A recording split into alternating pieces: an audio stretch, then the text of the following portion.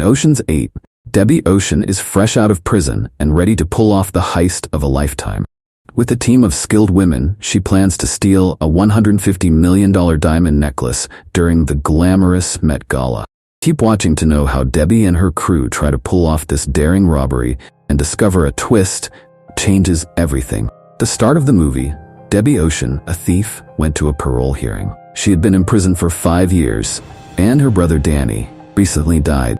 Parole board told Debbie she couldn't be around anyone with a criminal record, including her family.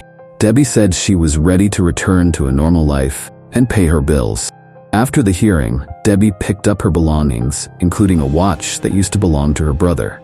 She had taken it from him. She left prison and went to a store in New York City, where she pretended to return items but actually stole some. Then, she went to a hotel, saw a couple checking out, and waited a bit. She called the hotel pretending to be the couple, saying her flight was canceled. She asked to keep the same room and for a maid to clean it. Debbie stole more things on her way to the room and got in without a key. At the same time, Lou, Debbie's old partner, worked in a bar where they watered down vodka so people couldn't tell it was fake. Lou got a message from Debbie to meet her. Debbie then visited Danny's grave, where Ruben Tishkoff told her not to go through with her plans. Debbie told him she wouldn't end up in jail again. After leaving the cemetery, she met Lou, and they went to Lou's house. On the way, Debbie told Lou about her plan to steal Liz Taylor's jewels from a vault 15 feet underground. Earlier that day, Debbie sought out her ex-boyfriend, Claude Becker, an art dealer who had betrayed her and caused her to be sent to prison. She found him at his art gallery and threatened him with a shiv made from a toothbrush. However, she only took a button off his shirt before leaving. The following morning, Debbie and Lou visited the Metropolitan Museum of Art, where the Met Gala was about to take place. This museum was the target for Debbie's heist. They went to a restaurant to discuss their plan. Lou was skeptical, but Debbie assured her that the plan would succeed, and she wouldn't have to waste her time watering down vodka anymore. Debbie shared the details of her plan with Lou, explaining that she had spent her last 5 years in jail thinking about it. Plan was to steal a priceless diamond necklace called the Toussaint, worth $150 million. This amount was exactly what Danny had stolen in his first heist. Debbie intended to use a high society woman named Daphne Kluger to wear the necklace to the Met Gala, where it could be stolen. To achieve this, she needed to assemble a team. Debbie and Lou found Rose Weil, a local fashion designer whose work had lost its former prestige and who was in debt to the IRS.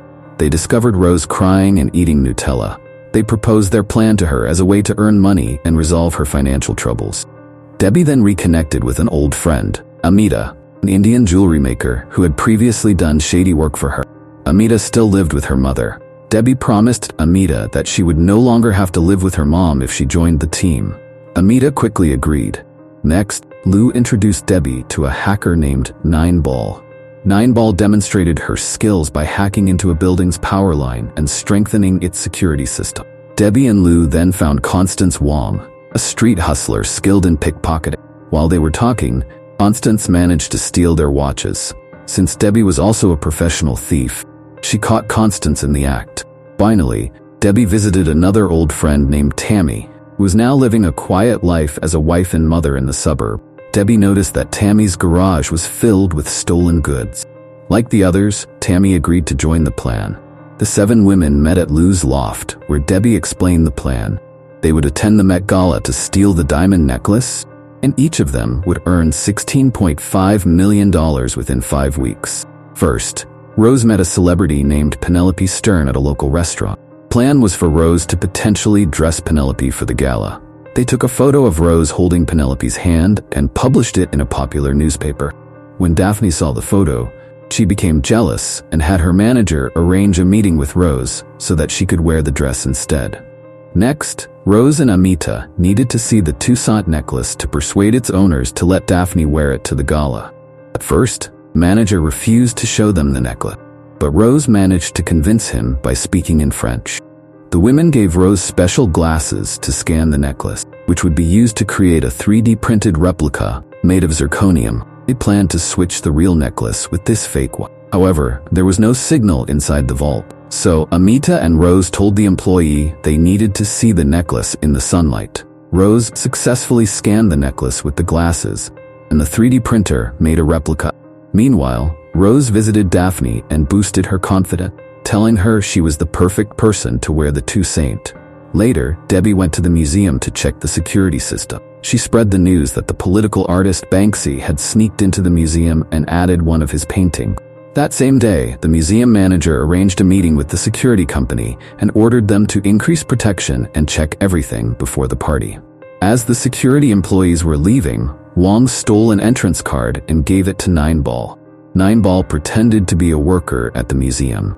She sneaked into a meeting and placed a spying device to learn about the new security system changes. Meanwhile, Tammy told Debbie that Cartier had hired top-notch private security to protect the necklace.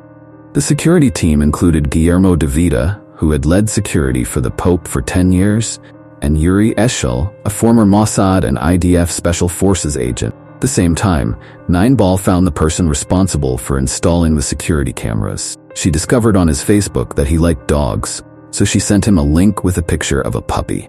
This trick allowed her to hack into his computer. After he left, she took a copy of the security camera plan. The crew then got into the event by joining the staff. Tammy was hired as a coordinator, and she got Constance, Mita, and Lou jobs as part of the kitchen staff. Nineball hacked into the computer of someone working at the event, get the seating arrangements. Debbie planned for Claude to meet Daphne and be her date. Lou realized that Debbie was setting up Claude as part of a revenge plot. Flashback showed what happened 10 years ago when Debbie first met Claude. They got along well, and he involved her in a fraud scheme. Claude's testimony against her led to her imprisonment. Debbie assured Lou that the only goal of their current job was to steal the necklace. Next morning, when Daphne put on the necklace, Rose discovered it could only be removed with a special magnet. She recorded a video to show the team how it worked. They were unsure how to proceed, but Nineball found a solution by calling her sister, who knew how to remove the necklace without the magnet. The night of the Met Gala arrived. Celebrities like Kim Kardashian, Heidi Klum, Common, Serena Williams, and Katie Holmes attended the event. Crew took their positions. Debbie pretended to be a German socialite with dyed blonde hair and used her German language skills. Daphne arrived with Claude as her date, thanks to Debbie's setup. Lou added something to Daphne's soup that made her run to the bathroom to vomit. While Daphne was occupied, Wong managed to steal the necklace. She handed it off to Amita, who went to a staff bathroom to start breaking apart the necklace. When Daphne came out of the bathroom, her bodyguards noticed the necklace was missing and began searching for it. Before Amita could be spotted by a guard, Tammy took out the fake zirconium necklace and gave it to her. Constance then gathered the diamonds and passed them to the rest of the team. Debbie took some diamonds and placed them on Becker. The team members then began to leave the party with pieces of the necklace. The next day, the fake necklace was discovered. An insurance fraud investigator named John Frazier started working on the case. He knew about Debbie and her family's history and was aware that she had been seen at the event. Frazier questioned Claude, Daphne's security, and the gala's staff as suspect. He also spoke to Daphne and Debbie, who admitted that the heist was part of a revenge plan. Later, the women were at their hideout when Daphne arrived. Debbie and Lou explained that they had called her in because she was beginning to suspect their plan, especially after Rose recorded the day they learned about the special magnet. Daphne was excited to join the team because she didn't have many female friends and found the plan thrilling. She later set up a romantic date with Becker to frame him. While Becker was handcuffed to a bed in another room, Daphne found the diamonds that Debbie had hidden in his jacket. She took photos of them in his apartment, which gave Frazier the proof he needed to get a warrant. This made things worse for Becker, and he ended up in jail. The crew celebrated their success, but Daphne complained that stealing just one necklace and splitting it 8 ways didn't seem like a great idea. That's when Debbie revealed they had stolen all the necklaces from the gala during the lockdown. It turned out that Debbie and Lou had planned to take more than just the Cartier necklace. There were many other jewels in the exhibit. Earlier in the film, Daphne had shown a camera crew around the exhibit, teasing the items that would be on display at the Met Gala. When the security evacuated the guests, Lou and Yen, the Chinese acrobat from the original Ocean's 11 crew, snuck into the exhibit and stole all the displayed jewelry. Yen climbed above the display, avoided the lasers, gathered the jewels, and handed them to Lou through a waterway. He then replaced the stolen jewels with replicas before the security returned. With all the money they wanted, the women went their separate ways. Amita bought her own house and moved to Paris with a new boyfriend. Rose opened her own dress shop and paid off her debts. Constance got an apartment in the city and started making videos. Tammy opened a warehouse for more stolen goods. Nineball continued her hacking work and opened a billiards hall. Daphne became a film director and even worked with Anne Hathaway. Lou bought a motorcycle and went on a cross-country road trip alone. In the final scene, Debbie visited Danny's tomb with a martini and said, "You would have loved it." Movie ended here.